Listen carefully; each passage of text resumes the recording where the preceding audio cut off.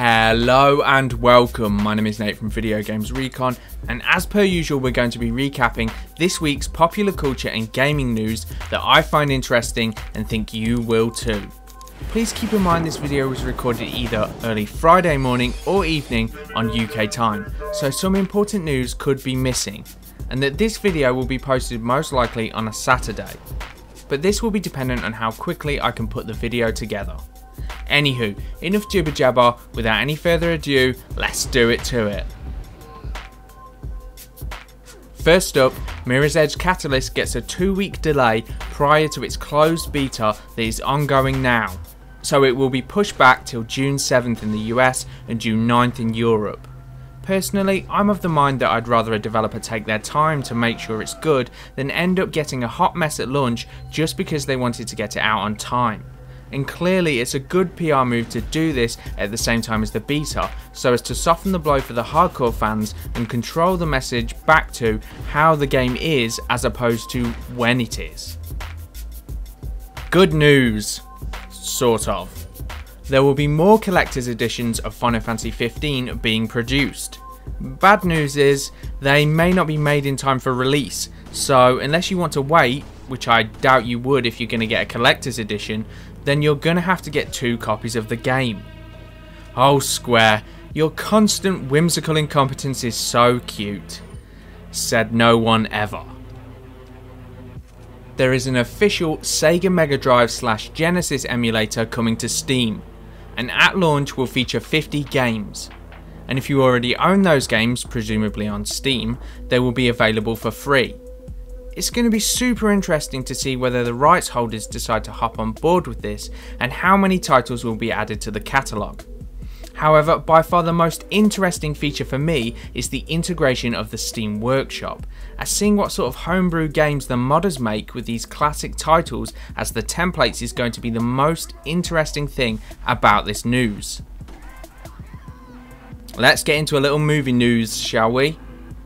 Let's start with the whirlwind of drama that keeps on wrecking shop, Ghost in the Shell. Personally, I don't get it. Not that people would prefer to see a Japanese actress in the lead role, that's something I also would find preferable. Even though Scarlett Johansson is a competent actress and would be just as good acting wise as anyone else. No, the thing that I don't get is why this is a surprise to anyone. Whenever there is a Western version of a beloved foreign franchise, it almost always gets cast with an American lead. There are countless examples of this. A recent one would be Godzilla, and is almost always done as a business decision, as an actress like Scarlett Johansson will put bums on seats. Now, I'm not saying we shouldn't ask more of Hollywood, we should. I just don't get why this has taken people by surprise. It's kind of the status quo, and has been for a while. I'd agree the whole Japanesifying CG effects thing is kinda comical.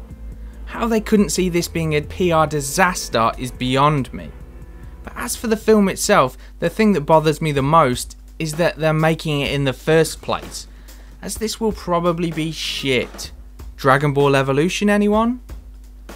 They just can't help themselves from sucking the soul out of a film and replacing it with explosions and effects, because that's what they think people want. A Japanese made film produced in Japan with Japanese actors would probably make for a better, if albeit more humble film. And in my opinion, as an old school Ghost in the Shell fan, would make for a more faithful interpretation of the original film and franchise. But one thing it won't do is make more money. For better or for worse, this isn't a racism thing, it's a money thing. But that's just my 2 cents. Anywho, moving on. The new Spider-Man film in development is going to feature Robert Downey Jr.'s Iron Man, which I think is a cool addition and actually gets me a little bit more excited for this film. A new Jason Bourne trailer dropped, and I'm not sure whether I like it or not. I can't make my mind up if it looks too much like a popcorn movie or if the action sequences will add to the film. This isn't a James Bond film, and I hope it doesn't start to think that it is. That said, it is being directed by Paul Greengrass, who directed the other films, so I'll sit and wait a while and let it digest. Maybe wait for another trailer before I make my mind up. The console rumour mill just keeps on going. and this week we have something to talk about with all the key players. So first up, some more Nintendo patents have become available, along with, guess what, more rumours. So, some of the interesting things talked about in these patents and articles are the lack of an optical drive, as well as scrolling enabled shoulder buttons. And as for interesting rumours, we have a free and optional network service, some degree of backwards compatibility, and that there would be 2 units, a traditional console and a handheld device that work together and would be sold separately. Microsoft is said to be ready to talk about things beyond the Xbox One and Windows 10, whatever the fuck that means. I get with all the Xbox 1.5 and PlayStation Neo noise that they might be ready to talk about things beyond the Xbox, but seeing as Windows 10 is still their flagship on PC, that one doesn't make a whole lot of sense. My guess would be some sort of discussion on an iteration of the Universal Windows platform, as that thing is a joke and makes games unplayable, and discussing this would make most sense in terms of going beyond Windows 10. Sticking with Xbox, Microsoft is discontinuing production on the Xbox 360, although game servers and network will be staying online.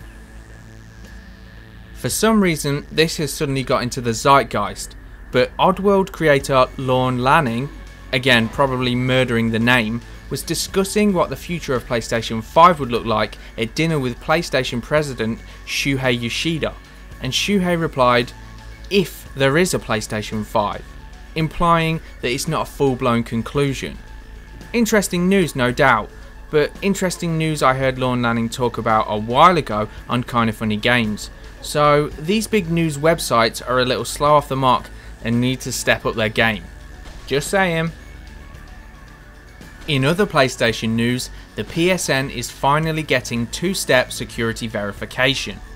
Slowly but surely, the PSN is dragging itself into 2016. And of course, how could we leave out the rumours and conjecture of the PlayStation 4.5, otherwise known as codename Neo? Apparently the specs of the new iteration of the PS4 have been leaked, and from what my feeble little mind can ascertain from this information is that the Neo is essentially a highly overclocked PS4 with a larger memory bandwidth. So a noticeable step power wise, but honestly seems a little underwhelming and pointless. The only reasons I can think of doing this is for greed, a reaction to the possible power of the Nintendo NX, and to make VR a more streamlined experience. I've said it before and I'll say it again, I don't see splitting the user base in any way being successful business wise, and I'm seeing less and less of a reason for people to not hop over to PC gaming, as consoles are getting further and further away from what people enjoy about them. And adding a 3-year upgrade cycle into the console market for something that still won't be able to compete with the power of a mid to high end PC just doesn't make any sense to me, financially or in terms of graphical fidelity. But hey, that be damned, as it appears that they're going to be doing this anyway. In super cool news, it looks like Microsoft's HoloLens has some competition, as the clever clogs over at Magic Leap have brought the future one step closer with some straight up Minority Report level AR. Sure, it's just a tech demo, but to think that this could be in consumers' hands in 5 or so years is exciting. In far less clever news, at least on Ubisoft's part, a near infinite damage exploit was discovered, making it so you could take out an enemy in a single shot, and that includes players in the Dark Zone. I think they've patched it as of the time of recording, and I know this is a big game to manage and all, but the Division is starting to look really sketchy with all the bugs and exploits being found in recent days. According to supposed leaks, an early version of the world map for Red Dead Redemption 2 is available online for your viewing pleasure. And on top of which, if things are to be believed, this game will be a prequel set before the events of the previous game, and on top of which it may have some sort of water-based traversal. And finally, in really odd news, 2 years on from that shit show and on-rails Rambo shooter that no one cared about and still doesn't, nevertheless, there is some DLC on its way. Yay, I guess? In all fairness, at least they've done the smart thing and made the DLC free. I can see the prices for pre-owned copies of this game going up, as people will want to try it out purely for curiosity's sake. Seriously, this one's quite an interesting read, as it seems like when they made the game, they either never planned to make DLC or didn't know how, as the game wasn't developed from the ground up for add-ons. And although they could patch the game, they couldn't add the DLC and get it past certification without a lot of work, and as they had another project ongoing, had to put it on the back burner. So, that was my recap of the week's gaming news or points of interest. I'm sure there's a bunch of stuff I'll miss each week, so feel free to post anything you're into that I missed in the comments section for discussion. Anywho, if you enjoyed this video, please like, comment, share and subscribe for more BS of a similar nature. Thank you and goodbye.